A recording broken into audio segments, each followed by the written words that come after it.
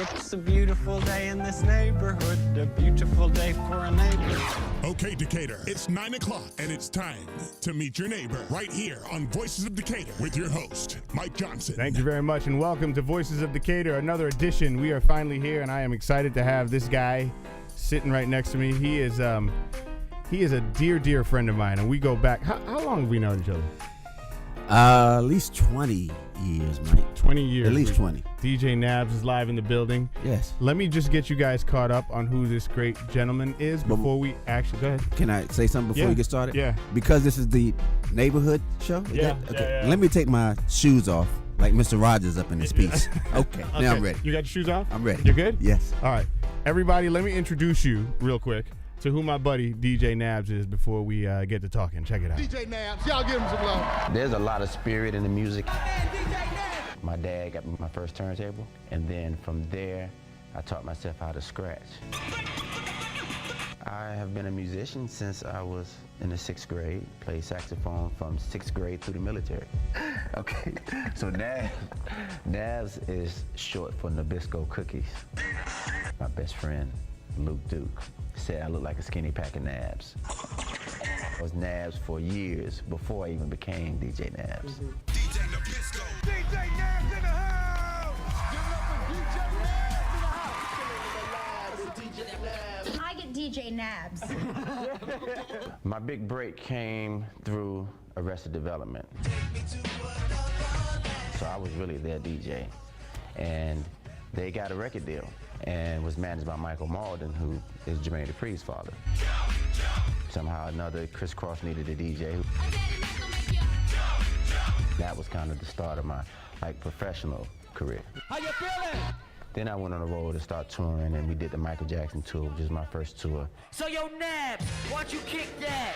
It was so many people, 75,000 to 100,000 people, and we opened up, so we performed. And then I had a 10-minute section to rock the crowd myself. Once you handle that sort of crowd, you can do anything. Hardest part is being appreciated and being compensated.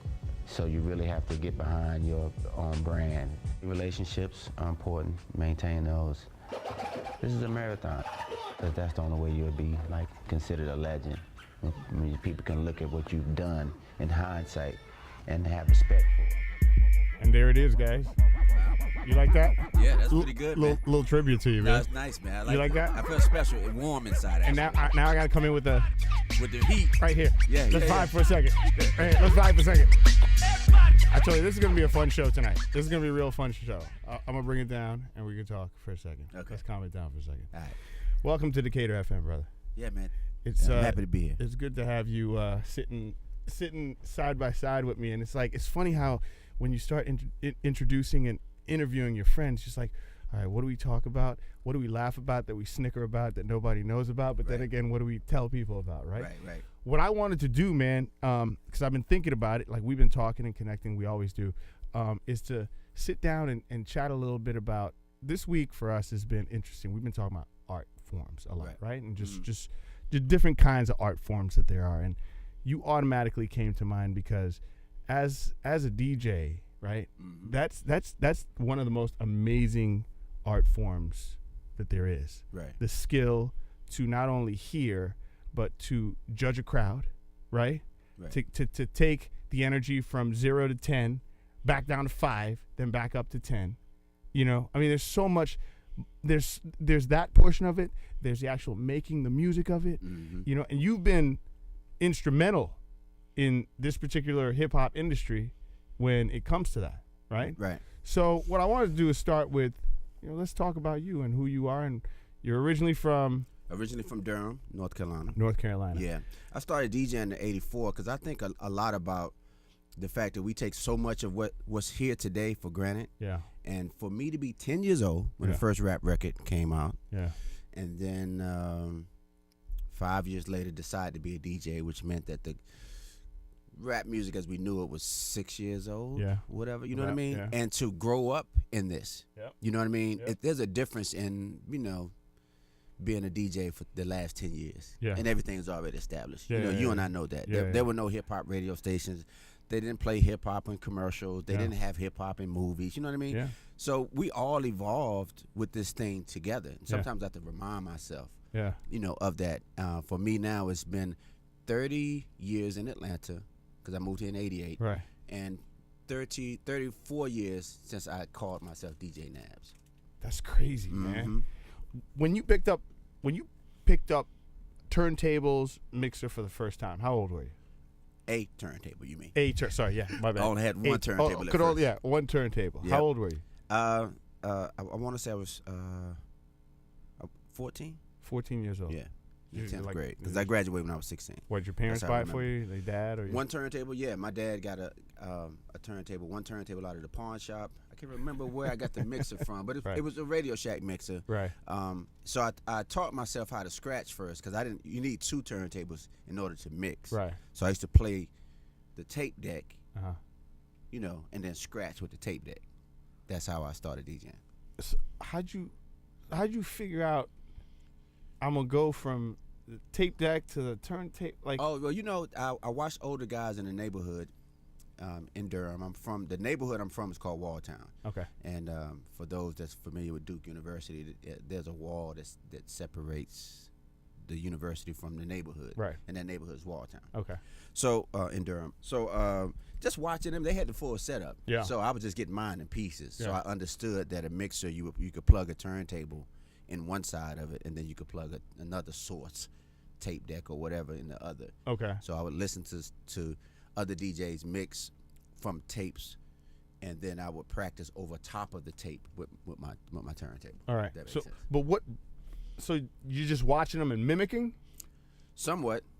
Well, literally, the first time I figured out a scratch was Grandmaster Flash on the Wheels of Steel. Okay. And the beginning of that particular song, it really was a mix of a bunch of different songs that Grandmaster Flash did. Yeah. And it came out in 1980. And it starts off, you see, one for the trouble, right? Right. And so I took the volume control. Think of the old component set with the turntable and then the radio below that, and then maybe the 8-track below Right. that, just one piece. Right. But it had a big volume control. So Yeah. if you cut the volume all the way off, and then take your other hand, and pull the record back to the beginning of the phrase, then open the volume, and then let the turntable go, you see, cut the volume all the way back off, Yeah. pull the record back when nobody hears it, Right. open the volume back up, Right. you see, then that's a scratch or a cut, to be specific. Jeez. So that's how I figured that part out. But then I needed the equipment, so it Okay. took a minute to get one turntable and a mixer, then later 2. So let's fast forward. So Yeah. you do this, you figure this out. You do this through teenage years, Right. through college, Right. I'm sure. I'm trying to get to where did you and when did you figure out, like, this is what I'm gonna do? Well, it actually happened before college, and it happened while I was still in high school. Okay. A lot of people know what I'm gonna tell them, but they don't really know that it was us. Right. LL Cool J came out with "I Need Love" in 1985 or 86. I was definitely still in high school. 85. It was 85. Yes, okay, sir. so I was in the 11th grade, Yeah. and there was a female answer record that came out. I remember that. Well, her name was Frosty. Yep, I remember and that. I was her DJ. Oh, Yes. Wow. And Frosty was if I was 15, Frosty was 14. Her name is Charlene Merritt. And to back up just a little bit, I was the DJ for a female group called Icy Girls, and Frosty was the rapper, and there was a girl named Tawanda. She did the beatbox, and I was their DJ. right. And Tim Green, who was our manager, I guess had the idea to take Frosty in the studio and create an answer record to the LL Cool J record. Yeah. Tommy Boy Records signed her. Now, for those that don't know, Tommy Boy Records is the record label that put out Naughty Planet by Nature. Rock. Naughty by Nature, Queen yeah, Latifah, yeah. right? And so that was a big deal. Yeah. And I was her DJ. So we did shows on the weekend with Jazzy Jeff and the Fresh Prince, UTFO. What? I mean, yeah, so that's when I knew I was in there. Now, my equipment was raggedy. Said, I knew it. Yeah, I knew, but I Like, knew that's what you wanted to do. Oh, yeah, I knew I could compete. Right. You know what I mean? Because Right. I saw Clark Kent. I saw Mixmaster Ice with my own eyes in the ninja outfit. Right. You know what I mean? Right. Like, that was heavy. You weren't intimidated I mean, not by my skill set, nah. at all. Not really. Okay. I just knew I had some ragged tennis shoes on. Right. And my turntables had tape on. But my hands were nasty. But my hands were nasty. 'Cause Yeah. Weapons. I stay in the house, man. Right. I practice all day. That was right. me. How long did you practice? How many I didn't play sports at all. I was in a band and I was a DJ, and I That didn't was come it. out the house till my mix was done. They always say, man, we had a conversation with a friend of mine last week. He said it takes 10,000 hours to become a master at anything. You've exceeded. I think you're, so. You're in the millions of hours, I'm pretty sure, Yeah. at this point. Yeah. You know what I mean? Because you pretty much live by that. Because, I mean, when we met, you were full-fledged. Right. That was you. You know Right. what I mean? And that's all we knew you as. Right. You And know I what I kind mean? of spread it around to other things. I guess No, we get and to we'll, a boxing, we'll but talk about that. I mean, I think one of the things that I appreciated, though, about, like, what you've done is how you've artistically expressed it, right? Right. And my question is, you know, I look at DJs, right, throughout this industry, right? And there are different types of DJs. Do you think that when you say that word, is it one thing or is it several things? Because there's the DJ, the party guy, right, that's at the parties. There's the DJ that's the producer, right? And then there's the DJ that's not really any of the two, but he's the jukebox. Yeah, he's really good on the microphone. Okay, the MC. Yeah, but he's a DJ, Yeah, he's right? toasting. He has that DJ name in front of him. Right? Yeah. So those are but that person isn't all one, is it? Or can they be? I think so. I mean, to be honest, I think all of it does fall up underneath the umbrella because there's the evolution of the DJ came from a simple thing. You know, simply providing the music to an audience. You know, if you sit there right now, you press play, and we have an audience. You're a DJ. You know, that's why they call radio personalities DJs too. You know, the person who doesn't necessarily separate the different things, and then it has just all evolved. To all these different things. But the DJ is always on the front line with the audience. You know, that's why DJs can go become producers. This is why DJs can go produce events. DJs can find and pluck an artist out of the crowd because he hears that person has something that could be special. You know, great artists like Jay-Z really came from the nudging of a DJ like Clark Kent. And Biggie came from Mr. C taking them somebody. Ludacris, I'm always take credit for Luda. I'm sorry. Let's talk about that real quick. Let's talk about that. So so you know, college, everything, you figure out you are DJ Nabs right now. Obviously the town and the city has embraced you, loved you. You ended up, we both worked at the same place. We both worked at a radio station together, this broadcast company called Radio 1, right? And you came in, you started doing nights, evenings from 6 to 10. My first full-time radio job. First-time radio job, right? Coming off a tour with Kriss Kross, you know, Jermaine Dupri, Brat, Michael Jackson, the whole, you did it all. And doing all the things I grew up watching, Soul Train, Arsenio Hall. These guys, they heard you, they saw you. I saw, you know, if you YouTube the clip of Nabs and Arsenio Hall, you'll see him saying, "Happy birthday to Mom," everything, right? You get to radio, and this is how the nature of the DJ changes, right? So tell me about that. Tell me about getting to hot. Well, first of all, mixing on a radio station was also something I was able to do in high school, where I would make a mixtape on a cassette, and I'd submit it to the radio station because they had a contest and I won. So that was the first time I was on the radio. But I had to learn over time that to have some control over my destiny in radio, I needed to become a personality. So that's what the Hot 97.5 experience was for me to get that full-time position. I didn't know the gravity of it because, as you and I know now, we never had a 24-hour hip-hop commercial station in this city, and we were introducing the Outcasts of the world, and again, people like Ludacris. Groundbreaking, innovative, everything. But we were just young, wild, and having the time. It was a wild, at the time when we were working at the station, it was a wild west. It had never been done before. Rap was not on the radio every day. So Nabs gets to this mainstream, well, I call it mainstream now, station, primetime position, and you have two sidekicks on your show. Poon Daddy, Chris Lover, who is now known as Ludacris. Tell me about that dynamic and how that went and where that went. Initially, clearly I was hired. The idea was to call my show Beats, Rhymes, and Hip Hop. And my guy, DJ Hurricane, said, "No, man, you need to call it In the Lab with Nabs, since you always call in your studio The Lab." So that's how we came up with the name. I don't really remember whose idea it was to put Chris and Poon on my show as sidekicks. But I agreed to it, clearly. Poon was a guy who rode around on a bicycle and did call-ins. Yeah, that's what he did. He literally rode around the neighborhood on a bicycle with a cell phone and would call into the radio station. I'm at so-and-so barbershop, Yeah. man. Hey, and I'm at so-and-so getting some chicken at this so-and-so's chicken spot or whatever. And then Kriss was I look back now and I realize Kriss really was a producer for my show and just, I called him an intern for years because it was intern-like things.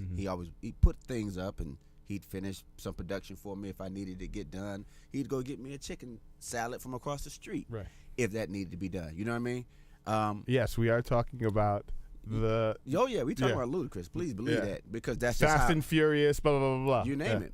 But Kriss was a dope MC. He was very humble. So I used to put him on a bunch of promos. Still is, actually, by the way. Still is. Yeah. So if I had a, you know how you have a top 10 countdown. So it was the Fat 7 at 7. So I say, Kriss, do a promo for that, etc.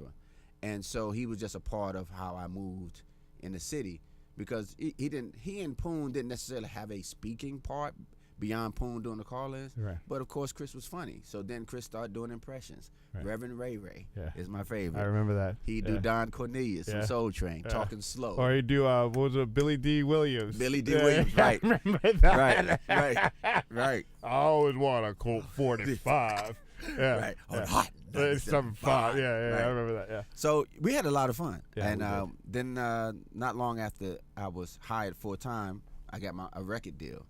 And it only made sense to feature Kriss on that album. So I put him on a song with Jagged Edge and Ludacris. As a matter of fact, now I remember when we shot the video for this particular thing, we redid the vocals at your place. Yeah, we did. Yeah. We did. We did it at my studio. Yeah, Right, I sure remember did. that back in the day. Right. Man, that was a long time ago. Mm-hmm. So 21 years yeah, now. it's about 21 years ago. Yeah. And then from that, kind of like, Kriss's stuff springboarded. Right. And you have a superstar. Another superstar launches into orbit with you. Sure. Right. Mm-hmm. And that becomes like this grand, great. Like you have this awesome show. Right. You have the album that dropped. Right. Which I gotta say, at the time when that was happening, I noticed. Was that a DJ kind of thing? Yeah, that's you. No, I'm just kidding. Was that a DJ kind of thing? Like, DJs hadn't put out albums. Like, that was kind of unheard of. Like, there's eras of it because I wish I could say it, but it's not really true because I watched Marley Marl, DJ Red Alert do these same sort of album compilations. And for the South, it hadn't been that many because really the only person I can really think of in the South was DJ Magic Mike. yeah. So true.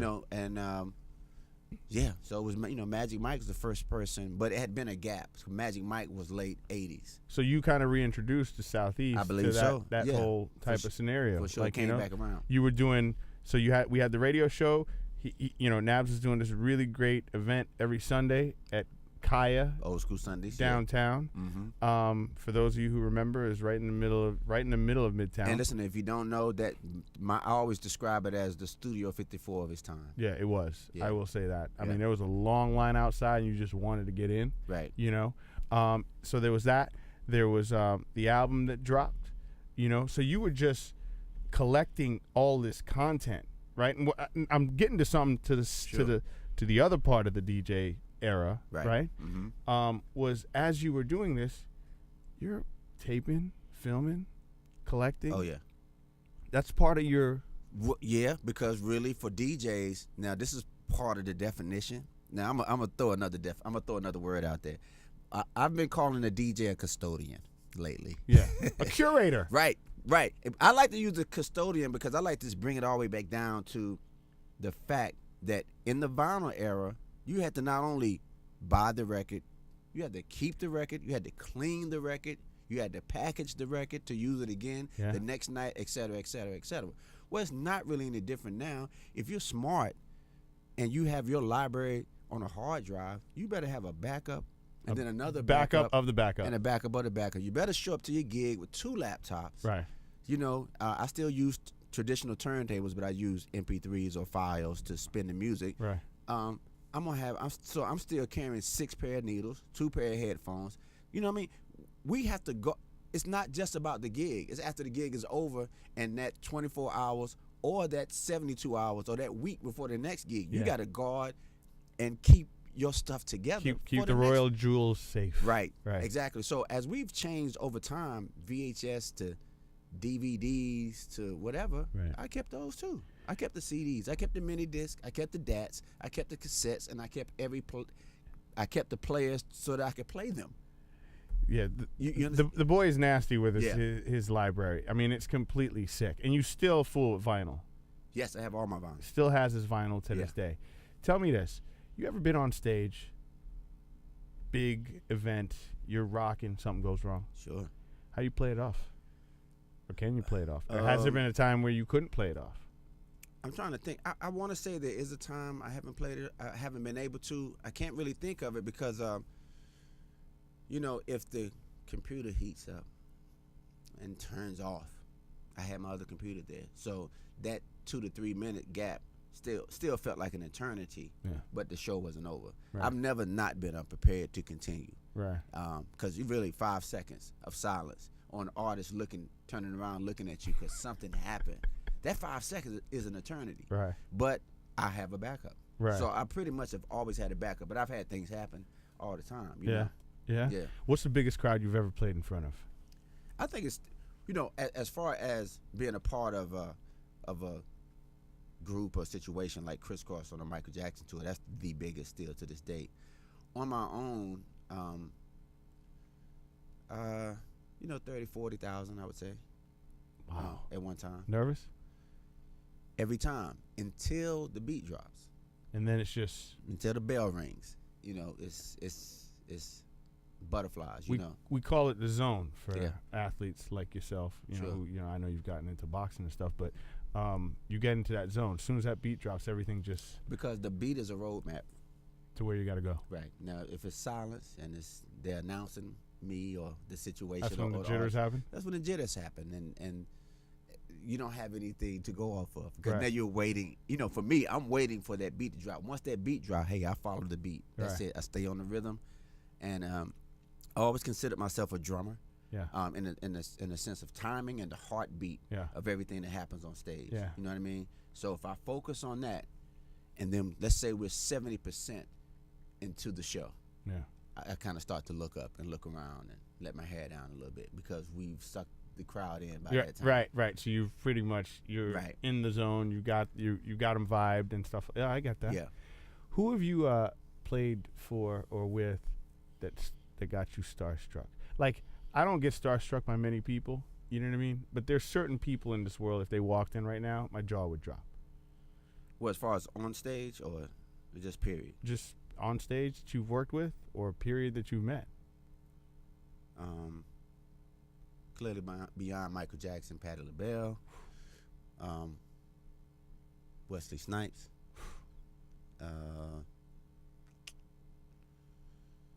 I'm sure there's more. What do you say to him? Like, do you ever find yourself saying something like, well, why? I think when you're starstruck, you don't say anything.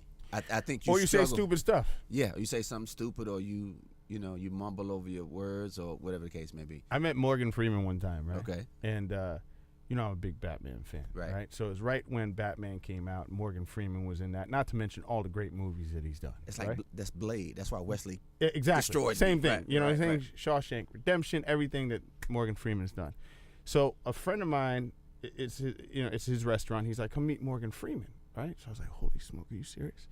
So he gets up, Morgan Freeman does. I shake his hand, and I said, I love your Visa commercial. Because he did a voiceover for a Visa commercial, right? Right. And then after I said it, I said, in my head, I go, did I just say the Visa commercial to him? And he goes to me, well, why, thank you, right? Right. You liked how I read it. I was like, yeah, it was the most awesome thing ever. I walked away, right? I was like, he just did Batman. Right. He just did, you know what I mean? So I don't know if you've ever had those kinds of moments, but I was like, I loved your Visa commercial. I always like to talk about the Wesley situation because Wayne Brown, who was a GM at one of the stations I worked at the time, brought Wesley to a party I had promoted as a surprise. I didn't know it was coming. So it's a nightclub, I'm drinking, and I look up, and Blade is walking toward me. That's how it felt. Did he have the glasses on? Like in your head he did. Yeah, he had the shades The on. It was tattoos and enough. everything. It was dark. He was dark. it was Blade. I don't know. You know what I mean? I didn't know what to say. And that was one of those times I just didn't say anything because I didn't know. I shook his hand, of course. I couldn't believe it was Blade. I couldn't believe it. Nabs. Hold up. Wait a minute. That's exactly what you said. Right. You know what I mean? Right. That's cool, though. Yeah. I mean, that is definitely cool. Yeah. Tell me about your Kriss Kross here. I know we're kind of jumping all over the place, Sure. but I still, I mean, your story is so great. You can't really, I don't want to chronologically do it. I just want to jump. Yeah, let's do it. Tell me about when you met Kriss Kross. How that came to be. Right. How close did you guys become? And obviously, I understand, obviously one of them, Chris passed away. Yeah, 5 years ago. Yeah. So. Initially, first of all, Kriss and Kriss were 9 years younger than I, so I didn't know them at all Right. before they blew up. I was working with Arrested Development, as my little intro piece said. Yeah. Speech from Arrested Development that made Tennessee, for those that don't know, was going to the Music Business Institute, and I was going to Morris Brown, and we met at a talent show. Yeah. And I was really their DJ. They didn't go by Arrested Development. At the time, they went by Secret Society, and it was only Speech, Headliner, and a dude named Click, so 3 guys. So the old man wasn't there, right? It didn't have the whole look and vibe. They were more Public Enemy-ish, right? Because Public Enemy was the influence at the time. Eventually, they got managed by Michael Martin, Jermaine Dupri's father, and Speech let me remix Tennessee. I met Michael, gave Michael my little bio, and you used to have the black and white glossy back then. Oh yeah, I had one. Yeah. And so I gave him that and the mixtape or whatever, and he mentioned that Jermaine used to listen to me on the radio because I was doing my college mix show radio thing. So Jermaine was aware of me. And later we met, and I went to go get paid for my Tennessee remix, and that's kind of how I got connected with Kriss Kross, and I met them at rehearsal. Okay. Because Kriss Kross' situation was that the single Jump had come out, blew up so fast that they went from being scheduled to open for a group called Joe Public, which is a kind of a band or whatever that was signed to the same label as Kriss Kross. And Michael Jackson asked them to come on tour with him. And Michael and I guess Jermaine knew and realized they needed a DJ, but someone older, not someone that was 13 like they were, that could handle putting together a 45-minute show. So I really became the music director. Okay. And that's, next thing I know, we rehearsed for a month, then we were in Europe, and that's how it began. And that turned into 4 to 5 years of that, just that movement alone. Right. Yeah. How close did you guys become, though? Yeah, so Chris Kelly and I became really close all the way until his death. And Chris Kelly's Mac Daddy, or the dark one, because people always the dark one. I'm sorry. Yeah. That's just no, the it way, is. There's a light one and a dark one. Right. Exactly. And Chris Smith was a really, really fun, excitable kid for a long time. But when he turned about 16 or 17, he kind of went inward. Introvert. And he's, in my opinion, had stayed that way. Still like that? Yeah. Yeah. Yeah, I think so. Just, you don't hear much from Chris. Do you ever talk to him? Yeah, every now and then. Yeah. Every now and then. I reach out. Sometimes he responds. Sometimes he doesn't. You know what I mean? But he's there. He was there for the 20th anniversary. He's there when we have memorials for Chris Kelly. You know what I mean? But he's doing this thing. I keep up with him on social media. Chris Kelly had, is he just fighting with some demons, or what was? Sure. Well, let me address the first rumor, which is that he had cancer or whatever, which because of his hair balding spot. But that's that has been a never dying thing. He doesn't. Yeah, I heard he had leukemia or something. Yeah, Chris just had alopecia, and his hair fell out in spots. And Chris was just such a, ninja in his brain that he just let the spots just hang out. Matter of fact, he just paint his hair, or not paint, but dye his hair blonde. Right. And leave the patches because he just didn't care like that. Right. But as far as, definitely fighting his own demons and, with alcohol and stuff. Yeah. And it was just hard for him to beat it. You know what I mean? When you heard that he, took his life, I mean, how'd that hit you? Well, not took his life. Not took it. He, well, drug overdose. Drug overdose. Sorry, my fault. Yep. Yeah, clear that. I mean, I was definitely shocked. It hit everybody hard. Yeah. But I know you were real close to him. Yeah. As a matter of fact, you just posted something.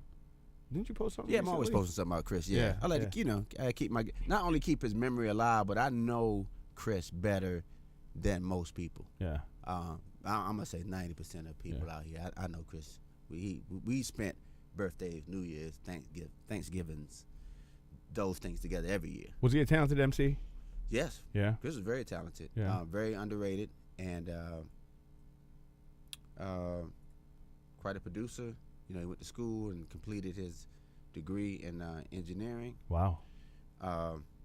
Family very supportive of him. You know, his family. You know, his family's incredible. I used to call him like, I don't mean to say this, you know, racist way or whatever. They were like black Italians to me. They were just really like when you see like when you see Sopranos, like yeah, black right. Italians. That's what I see Chris Kelly's family. Like they might get into it with each other, but Yeah. don't mess with nobody Inside of it, they'll all jump on. Oh you. yeah. And once you inside their family, It's the same thing. which is my case. Yeah. Right.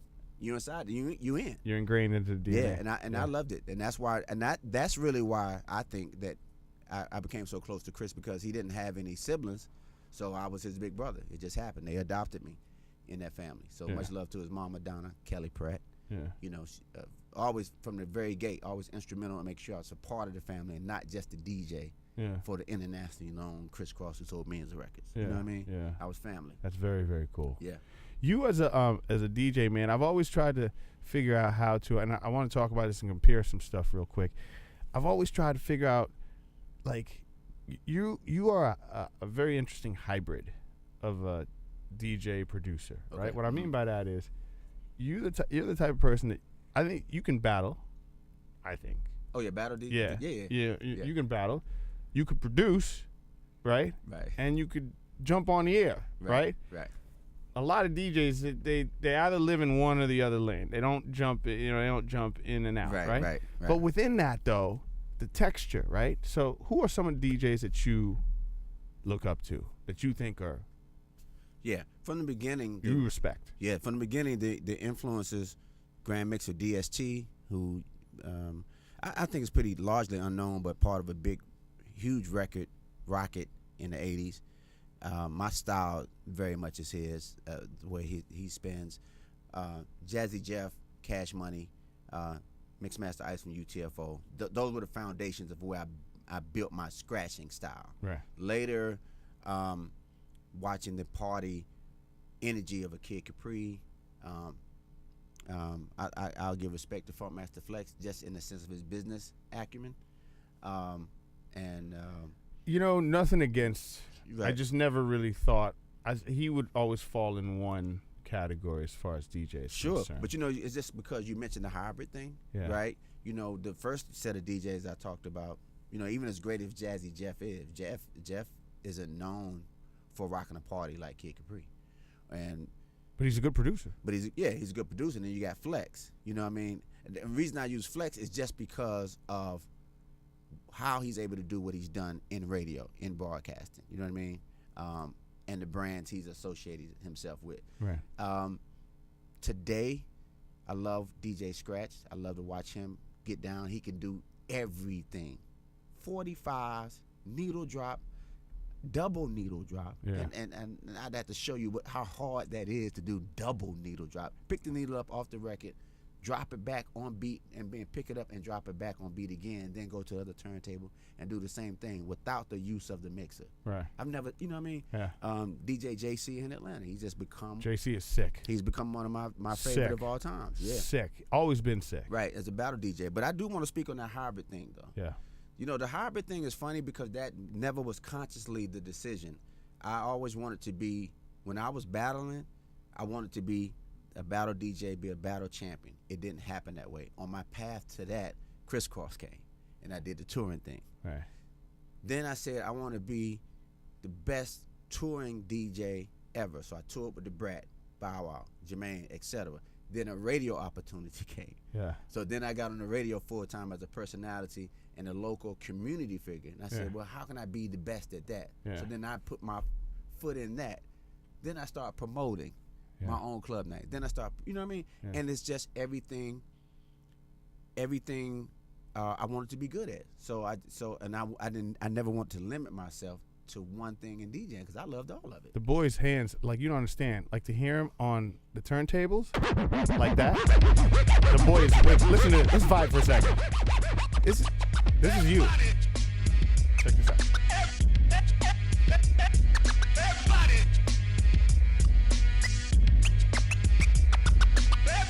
I hope you're vibing right now. If you're not bouncing your head in Decatur, something's wrong with you.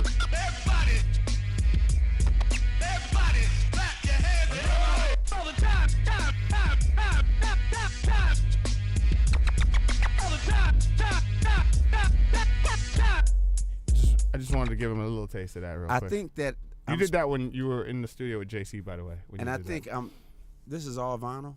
Yes, that's not a computer. No, I can always tell. Yeah, that was vinyl. Yeah, that was totally which vinyl. is harder. Yeah, no, I can tell. Yeah, absolutely. Yeah. That was sick. Yeah, you know what I mean. So I hear that. Right. You know what I mean. And then you come across and you do like records like you did with Kriss and everything else you've done.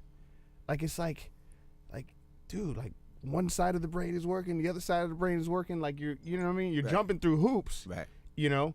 So it's like trying to figure out like what's your texture. And what I mean by what's your texture is, so some of the DJs that I've always kind of looked up to, you know, along with yourself is, you know, eras like DJ Premier, right? Mm-hmm. But obviously from a different standpoint. Like he was a great producer. For those of you who don't know Premier, like he would make some great tracks, and like this is one of his tracks right here. We know this one. 5, 6, 7, 8, 9. Right? Right. So one thing I liked about Premier, right? Very mundane type of beat. It just goes over and over again, but he would always pick the part of the record that would get you, right? Right. Totally different style than you, right? Right. Completely different, right? Right. You're more of a, I don't know, more mundane, repetitive, but still dope, right? Right. Another person that I always dug was this guy right here, and this is Pete Rock, right? Right. What do you think about him as a DJ? Or was he a DJ or was he a producer? Because he DJs. I think he's, he falls more producer DJ to me in that order. Right. But I super love Pete Rock. Very silky. Yeah. Funk soul brother, a lot of funky horns and samples, right? Right. Very smooth. Mm-hmm. Okay? Right. Still not, but you know, obviously with the scratches, like you're more like energetic, and then you can flip it and give it more texture. You know what I'm saying? So is it hard to move into those types of arenas? Like, you know, that scratching that you were doing, and then you. Let me tell you, I really think now we haven't talked about the whole Mad DJ thing, but the Mad DJ thing is. I was getting to that. Yeah, that's my little moniker or whatever. Typically for me, I like to prove myself. Right. So depending on the situation, I'm gonna go in the lab and figure out how to make a statement. You're proving yourself to who? To yourself? To whomever I feel like I want to prove it to, so that I can benefit from it. Right. You know what I'm saying? Okay. Right. So I say that to say that it's all about being inspired, and for me, sometimes being challenged inspires me to do my dopest work. So if you throw me out of a nightclub because I got into a fight or whatever, or misunderstanding, I'm going to start my own night. Right. And that's how Old School Sundays at Club Kaya started, which led to my record deal, which led to me putting Ludacris on his first album. Right. You know what I mean? Right. Yeah.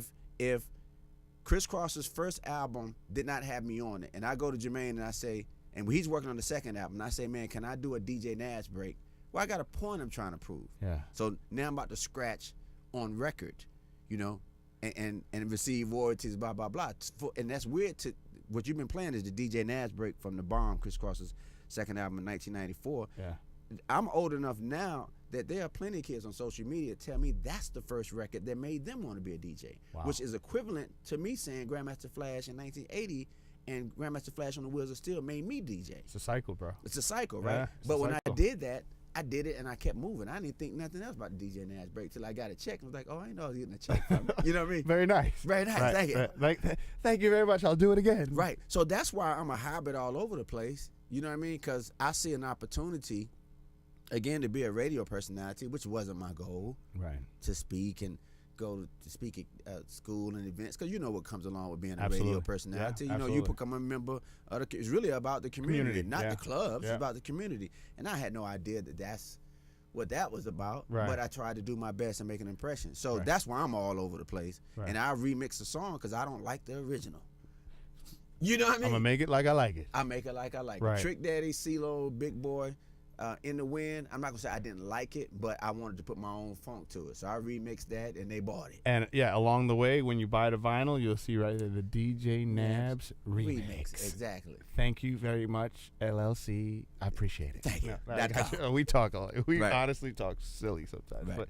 But I mean, and I get that. I mean, that's cool. It's just what I try to figure out. You don't think about it. Is it that you're not thinking about it, or, you know, for you to jump from one to the next, you know what I mean? Like, there's some fluidity with that. Yeah. Right? Because some people will try to be a battle DJ, but they can't mix in a club. Right. You know what I mean? Sure. You know? Or, you know, you want to mix in the club, but you can't, like, you don't know anything about being on the radio. I know. That's why. Yeah. That's why even I mentioned radio. And you know, I could have went further with Mr. Magic and some other. You know what I mean? But when I first heard hip hop, it was mix shows. That's how I heard it on cassette. That came down from New York City to Durham, North Carolina, where I live. That's how I heard it. So it's theater of the mind. I didn't know that at the time. Right. Now I know. So when I mix on the radio, microphone to the side. Right. When I'm about to mix for 30 minutes or this 22-minute Vibing break, out, yeah. I'm about to vibe out. I'm about to put you in the lab. You know what I mean? You're going to feel the music like never before, and I'm going to put it together. And I'm going to have some ideas beforehand, but I'm also allow for spontaneity, which is the artist side. Kanye West always says this, man. I always use this as a great analogy, especially with what I do, and I'd like to hear what you think. He's always said, I see sound. Right. Right? And it's a weird thing to understand unless you understand it. Right. You know what I mean? Like, when I put stuff together and when I produce stuff, like, it's almost like I see it in my head, you know? I can see the sound coming together and what it sounds like. There's a visualization that I attach to that. Right. Is that something that you do by any chance? Definitely. Yeah. And it's limited also. Yeah. And I hate to say that. Yeah, it is. But you know how people talk about you can hear the lyrics, and some people be like they can hear the music. Yep. I can hear the music, and it's a struggle for me to hear the Lyrics. lyrics Yep. because I'm seeing the strings. I feel All the day. bass. I feel the earth shake. I can see the mountain. Yeah. You know what I mean? I Yeah. can see The frequencies, the fre- highs and I can- lows of yes, it. Yeah. and that's what I meant by Yeah, the mountain. yeah. Exactly. I can Yeah. see the frequencies and the valleys, and because I'm so immersed in it, the lyrics are almost in the way at first. Yeah. Because I need to feel the vibe. Yeah. It's almost like I need to know the road and where it's going and the potholes and all that first before I get in the car. Right. You know what I mean? The lyrics are delivering the message, but the music is the road. You know what I mean? And I need to know that first. I used to always pull when I used to get records physical in the mail. I used to always listen to the instrumental first because it gave me where does this record fit rhythmically. You know what I mean? Emotionally. And then then let's get to the message. I get goosebumps when you talk about it because I can so understand and connect Right. with what you're saying. Right. And as you were explaining that, one of the things that when you were saying like the lyrics get in the way, and we were talking about Pete Rock for a second, one of the reasons why I liked him as a DJ/producer, because I put you guys kind of like not in the same category as the same, but you guys Right. do the same. What he would do is he would use this Akai 950, right? And he'd take his samples in when he was making a record, right? Right. And to get the lyrics out of the way, this machine called the Akai 950, there was a filter on it where you could filter out the vocals. Right. And the frequency that you would get from that was a really cool vibe. Like the peaks and valleys that you explained, you Right. felt them. Right. Without the lyrics now Right. obstructing your thought process Right. of, well, what am I going to create from this, Right. idea and thought? Right. You know what I mean? Mhm. It's an amazing feeling. Right. And I don't think a lot of people have that gift. Sure. And You know? and sometimes when I'm with someone like Jay Certified, who's with me this evening, Yeah. she picks up on the lyrics. So it's cool to hear someone sit beside me in the car. And I've had friends like that over the years too, that's what they pick up on. And then I get the best of both worlds because my mind is connecting to the track, Yeah. and this person beside me mouthing the lyrics where I can hear it and get them like, wow, you know what I mean? Yeah. Because it's two separate processes for me. I have to literally ignore the music if I want to fully hear what's being said and study, especially with MCs who really use a lot of metaphors, and you got to really think about and understand what they're saying, you know what I Sure. mean? But I wish I had it all at once, but this is not something I can always do. Is hip hop a struggle for you today? Hell yeah. Why Boy. is that? Well, everything's under 50 beats a minute. That's one. Yeah, it's the energy. See, let me say this. I understand why a young person in this generation, why they love it. it's their introduction to it. It's no different. That's than all they know. Yeah, hamburgers and whatever. The child that's born today will never know a touch-dial phone. Right. Same thing. Right. Yeah. So their palate hasn't become a wide one. For me, I need 118 beats per minute. Then I need 130. Then I need 62. Then I need this, and I need that to keep me interested in the party or the DJing or whatever I'm doing. So literally, I just stopped doing certain high-paid but young events. I had to give up the money because I just couldn't stay there. I can't stay in that young space with just one style of music all night. Right. And then it makes it work. And DJing has never been work for me. Right. You know what I mean? Yeah. So if it's limited with just one style, which is what we're getting a ton of at this point in hip hop, I can't listen to it but for so long. You know what I mean? Before you hit your head against the wall. Yeah, I get that's do all. something. Yeah, I can take it for what it's worth, but I don't need 25 records of the same thing back to back. Do you appreciate the art form now, or do you? Yeah. Question: Yeah, sure. Do you appreciate the art form? One. Mhm. Do you like the art form? Two. Are we just at the point where we don't understand the art form because it's evolved to something younger? Right. Well, I got two things about that. I mean, the first one is very simple. There are plenty of new records that come out and artists that I still like. It's always a great record. The problem is now, because of the ease of technology and how fast music can come to us, and even come to us as DJs, there's just too much. Yeah. And you have to muddle through a whole lot to get to the good stuff. And that becomes tiring. So that's the first thing. So they are great records, and I understand what trap music is. It's 808. To me, I connected all the way back to 80s music, but that could be a whole conversation. The sounds that they're using are the 80s. Okay. The second thing I was going to say is we have to be very careful. I never heard anybody say this. Is just my own theory. Those that want to make trap something separate from the history of hip hop, 40 years commercially, 46 as a culture. Keep in mind, this is the custodian. Right. 1973 is when August 11th, 1973 is the first Cool Herc party for hip hop. And in 1979, the first commercial rap record by Sugar Hill Gang came out. So we celebrated. I would 40. say you're right. Yeah, you're right. Cool. Yeah, you got it. Okay. All right. So if you want to say trap music, we don't want to have lyrics. We don't want to be associated with DJing and b-boying, being a b-boy. Any of that's old. What you're doing is now separating yourself from 40 years. And keep in mind, and this is my little theory. I don't know if people understand, but some people would probably understand that hip-hop came from disco. Yeah. But disco only lasted 2 years. As hot as it was, it only lasted 2 years, right? So trap... It seemed longer than that. It seemed longer, but it didn't. Hip-hop was the umbilical... cut the umbilical cord, right? And disco died after that. Right. That's all the first Sugar Hill Gang, Rapper's Delight, the first commercially released rap record, was them rapping over a disco record. Chic by Good Times. Wow. So that was it. So, right? So now, again, don't come up here and say trap music, we don't want to be a part of a 46-year thing, because then now you're going to be isolating yourself. Yeah. And I think that's what remains to be seen. So I'm just watching it like an observer. You know what I mean? Right.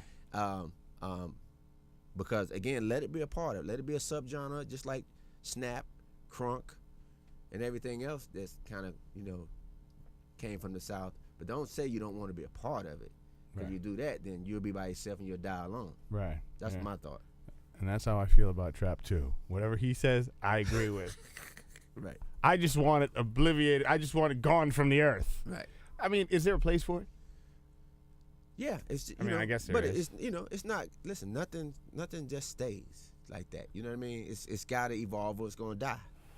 It's just be careful. All of those that's out there that's waving a trap banner as if it's something that's not associated with the rest of it, and you don't want to be associated with it, you're going to be by yourself, and your oxygen supply is going to be cut short. As a curator, custodian Yes, of the craft, you've done some documentaries. Yep. Tell me about that. So I participated in a few documentaries. One of them was ATL Rise, the rise of hip hop in Atlanta, which is done on VH1, BET's inside the label. Most recently, which hasn't come out yet, AMC is doing a story on Elevators by Outkast that was released in 1996. They're doing a series of documentaries based on, one song at a time. Right. In 2 weeks, I'll be participating in Jermaine Dupri's documentary about his life. Nice. So they're coming to film that. Of course, I have my own projects. My whole thing has been, I have all 30 years of content, and initially, maybe 10 years ago, I said I want to do my own documentary, and I started on that path, which has been a long one. But I found to get my foot in the door, I started licensing and participating in other documentaries and other stories. I did Lloyd's Unsung. I did a license for Ludacris's Behind the Music, because all of the footage. The footage of Ludacris as Chris Lover, I control that footage. Okay. Because clearly he didn't record himself, I guess. Right. What about, tell me about the book. So last year I put a book out on the night I was speaking about earlier, Old School Sundays. Yep. What I decided to do last year was kind of do low-hanging fruit, as they say. I was like, this documenting all this content can feel so heavy sometimes, like how to do it and how to deal with it. What to do with it. Yeah. And Kaya was easy to book in. 1996, November 1996 is when I started doing the night, and it ended December 1999. And because I had all of the photos and audio for some of the performances there, I decided to put a book out with those pictures and the books and the flyers and all that, and quotes from some of the artists. And I put out a double CD with some of the live performances, and I cut a documentary on it as well. I haven't released a documentary. I just show the documentary whenever I do book releases. Yeah. And so that's how I treated that. I said, hey, let me make it easy on myself. This is just 3 years. Let me pull that out of the 30 years and write a book about it. So I got 27 years more to go. This is one of the most driven guys I've ever met in my life, man. So let's change speeds for a second. Yeah. And this is a perfect segue to change speeds. You talked about a second ago where music is, right? And how you need 118 beats a minute, then you need to go down to 100, then to 62, then back up, so on and so forth. Right? Variety, right? A change, right? Right. I always say, like, a cool change is that's like your heart rate, right? The heart rate works like this. Heart rate variability is when your heart is beating, but it beats differently between each beats, right? Keeps you healthy. Right. One of the things that you started doing, being healthy, right, is a DJ starts to say, I got these weaponry hands. Right. Instead of using them on the turntables, I'm going to put some boxing gloves on and start boxing, right? So here we go. Like, I get this text, email, whatever, that Nabs is starting to box. I was like, what's going on? Right. How'd you pick that up? This is a Hennessy story. Oh, hold on. Before you do that, Okay. and just so everybody knows, one of the reasons why and what I keep saying that Nabs is his neighbor is because where he boxes and where he trains is right here, actually, in Decatur. Decatur Decatur boxing. Yep. Right? Yep. So how'd you get into how'd the boxing thing come about? It's a Hennessy story. So, As in the drink. As in the drink. The I was cognac. at the height of my local celebrity, doing the Club Kaya days and being on the radio and having my record deal and all that. I was also drinking very heavy. Yeah. Hennessy was my drink of choice. And eventually I started having blackouts and all those sort of things. Right. And I stopped drinking. Man, I can't even remember the year, but now it's been 13, 14 years, right? Good for you. And the boxing came about because one of my friends, DJ friends, T-Love, called me about a celebrity boxing match. This was 9 years ago, or 2010. Yeah, 9 years ago. So 2010, he called me about a celebrity boxing match, and I was like, what? He was like, yeah, they're going to pay you, you can donate something to your charity, whatever. I said, well, who would I be fighting? And then he mentioned this actor, football player looking type dude. I was like, what? I was like, why you want me to do that? You out your mind? Right. He was like, well, no, just act like you used to act when you was on that Hennessy. Act like you used to act when you were drinking. Right. I said, wait. Right. So he said, well, just think about it and call me back. Right. I said, all right. So here I go with the challenge inside my brain. I called him back in 15 minutes and said, all right, I'll do it. And from there, my publicist got super worried, Katrina, and she called a former football player here, Dorsey Levens. Yeah. And Dorsey Levens suggested that she call Decatur Boxing Club. And that's how I met Xavier Biggs, my trainer. I went to see him that same night, about 9 o'clock. And we got in the ring. He worked me through a few things, and he said I was a natural. And I started training. And 6 months later, I did my first fight and won. Yeah, man. We were like, what? Like, I remember I got invited to some match, and it was like Nabs in the ring, and I was just like, is this even going to end well? And then Nabs came up to me and told me his strategy. Then I start to taste them. I say, and then I start to smell them. So it's like a smell like tastes like. So I knew something was wrong. I knew something special about it. I had to do that, man. You know, that's the business we're in. It's a sampling and sound. So I always got to play them. No, I mean, so how have you embraced it? Do you like boxing? You love it. Ah, man. To me, you can't do it unless you love it. I have not met anyone who does not love it. That stay and does not love it. Right. People hate it. Yeah. Or they love it. Yeah.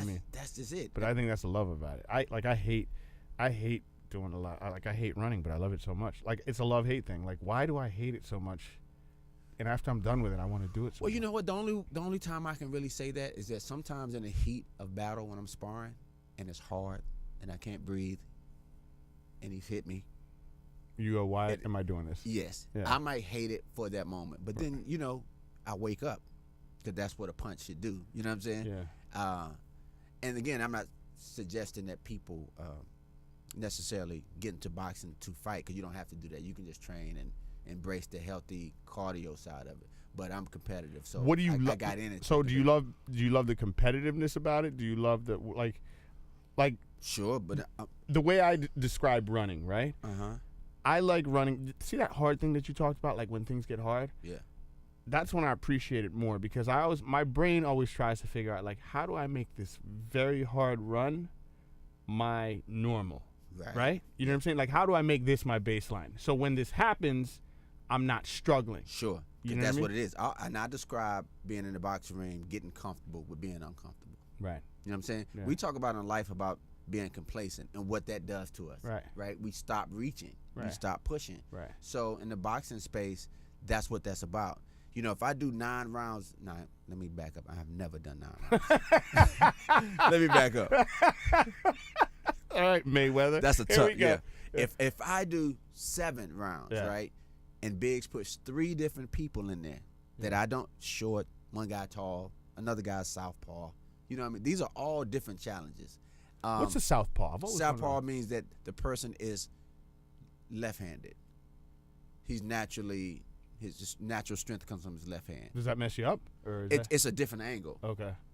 Because I don't know if a lot more people are right-handed or not, but Right. it's always odd. If I know I got to fight somebody that's left-handed, then I got to train in the gym It throws you off with if- one yeah, I of got you. one of my gym mates who's left-handed I to got get used to where the punches are coming from. Okay. Because it's coming from a different angle. Okay. So that, you know what? Just like we went to Europe and you got to drive on the other side of the street. Yeah. Yeah, you just got to get used to that. And it's just right. It's just the other side, but still. Yeah. Right. I got you. You ever been punched and it's just like I've had a flash knockout, been punched, and then dropped?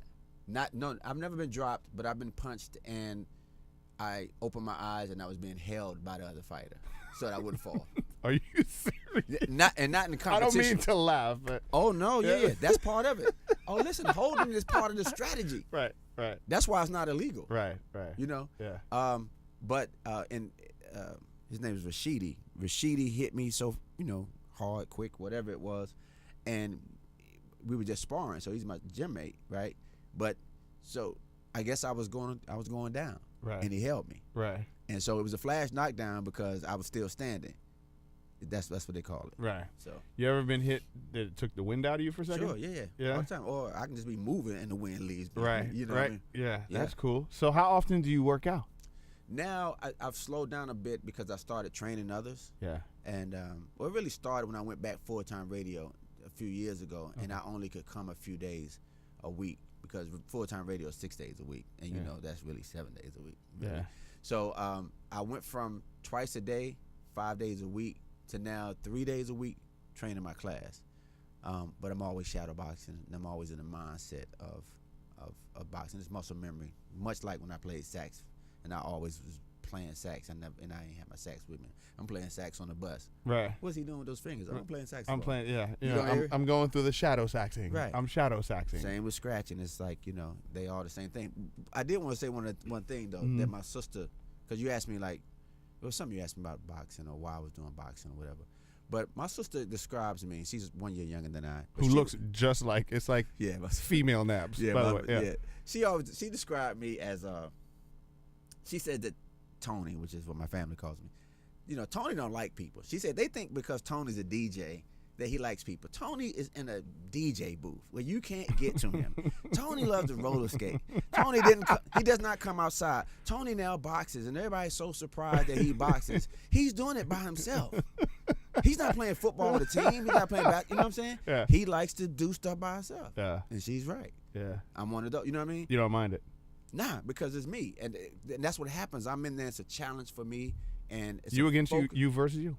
Huh? You versus you. It is you versus you. Yeah. It really is, because you get in there and that person is doing the opposite of me in the boxing ring, is giving me a reason to move left or right, to duck, to slip, to throw this punch. You know what I mean? I'm reacting no different than we're driving, and you know that you got the brake, the gas, you're going left or right, forward and back. You know what I'm saying? And you got the 3 lights, right? Yeah. But you're going to drive from here to your destination based on what happens between here and there. And that's all the opponent is. But it's me. I'm driving. Yeah. You know, I'm driving. And when you're in your rhythm, because it's rhythm, boxing is rhythm. Oh, listen, I took a class with Nabs. This was last month. And, you know, Biggs came in, the owner of Decatur Boxing. So he's working everybody out with the pads, right? And, you know, everything is like left, right, hook, left, right. So MJ is over here going, okay, hold on. What do you do? Left, right, hook, left. So Nabs looks at me and goes, don't even think about it. Just do it. So it comes to my turn, and I'm just like, left. Then Biggs goes, you're right. I'm going to swing, duck, right? So he would go in a circle. The second time, he skipped me. So I was like, well, what happened? You know, but he said, you're thinking too much into it. Like, your head was too into it. It's hard. It's definitely hard. It's definitely uncomfortable. I can appreciate it, though. Yeah. One thing I know that you like, because last time you were here at the studio, you had some pizza from Mojo's. You're like, I can eat whatever I want. Right. Which I know that's not the way you think, but I get it, though. Your appetite must be crazy. Yeah. And, you know, there's another trainer, Stephanie Diaz, that used to always say that. Of course, she's super crazy fit. And, not so much a boxer or whatever. She would come and enjoy that workout, but she's a real fitness guru. And she always says that. She said, no, listen, it's not about not being able to eat. Why would you want to do all of this work and not be able to eat what you want? Like, you know what I mean? I mean, your body's burning. Yeah, it's not saying do it all the time.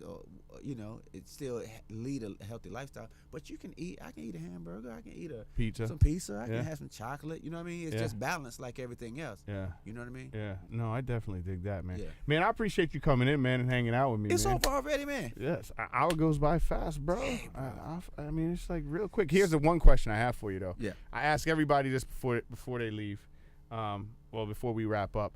You know, when I started this station, it was on a quest to find out, like, how do we just as a community just become better, right? Right. And one of the things I wanted to do, one of the things I normally do is within what you do for a living, right? The DJing, the boxing, the producing, the content creating, and the love of artistry and what you're doing is such a beautiful art form. How would you say, or what would you say with the state of the world within what you do, how would we just become just better as a community, better as people? I think we're stuck on social media a little too much, right? And we've forgotten about interacting with each other. Yeah. And a long time ago, well, not a long time ago, but I saw a video about a long time ago, meaning when television was introduced to the world, and it was a short video, and it showed how people stopped talking and communicating with each other then. Yeah. And it kind of happened again without smartphones. So I think, and life is a cycle, you know, and I know we'll get past it, but I do think that's a big thing, because I walk in places all the time. Oh my God, let me stop right here. Let me just say this. As a DJ, let me not go to my Starbucks or coffee example. The parties. Nobody's dancing, my guy. There you go. Yeah. And that's because of the phone. Yeah. And Diddy got a video right now. Somebody just tagged me earlier today. I saw what he wrote. Right. Talking about nobody dances no more. It's because they on the phone, social media. So as a DJ, that's probably the best example I could give for what we need to do to get interaction. Human Human interaction. Yes. These days. We're losing is something that we definitely need to. I got to bring this back because we got to Do it. While we doing it, we got to tell everybody where to find you on a regular. Yep. Okay. So the main thing, themaddj.com is where they can find my book. Yeah. I'm at Decatur Boxing Club, which is right here in Decatur. I'm about to sign up for 6 weeks of torture and stuff. Come and do it. Yeah. Monday, Tuesday, and Thursdays Yep. at 11. Jay Certified said she coming too. DJ Nabs, you know, you can find me. I'm all over the net, my social media and stuff. So, Yeah. you know, You gonna enter into this 200 push-up challenge we doing this month? I believe so. I want to get my chest Swollen? more swollen. Yeah? Yeah. All right, we got a 200 push-up challenge that we're starting. I'm trying to get G to jump. See, he's saying no. He ain't in it. He's saying he's got nothing to do with it. Why, bruh? I do physical work all day long. He said, I do physical work. I don't need to do any more physical work. You better not come to the gym. Man. You don't want to. You're going to need a defibrillator. You know, I move my records sometime on. Well, not sometimes, all the time. I keep all my records right, and I make it a workout. That's all. You know, working out is a lifestyle. Oh, so I do that with my daughter sometimes. I'll yeah, hold her and go up the stairs with her, come back down, do some push-ups, have her do some push-ups. Right. Not an exercise, a baseline, like you said. Yeah. Something that you do. Yeah. Use all of it. Yeah. You No, know? man. Well, thank you so much for coming by, brother. Next time, what we should do is we should pseudo some turntables in here and just. I don't understand why you didn't have any here. Nah, you know, I thought about it, but I didn't want to do it. I wanted to make this more of a, like, let everybody get to know you. Okay. You know what I mean? Okay. And then they can appreciate the art form after. Okay. You know, because the dynamic of you is there's a lot, you know, and I definitely wanted to introduce everybody to that and have everybody kind of like search for you. Okay. You know what I mean? So next time, yeah, for sure, we'll do it all day long. We'll make it a rock out session. All right. You know, I'll maybe have some bands come in here. We'll do a whatever that thing is. Can we get a poll in here too? Is that? I gotta go, man. Okay. You know, it's All right. just gonna give me. Actually, you know what? Before we leave, I always play the one. We got to do it, right, G? So we always play a clip to make somebody laugh. It's the same clip that we play all the time. We want to see what your reaction is to this. You ready? Check this out. Let's do it. Question 2. Who would you rather spend the night with? A, your wife, or B? B. We'll see That's it. messed up. We'll see you tomorrow right here on Decatur FM. Bye, guys. This is Decatur FM. We are any and everything Decatur.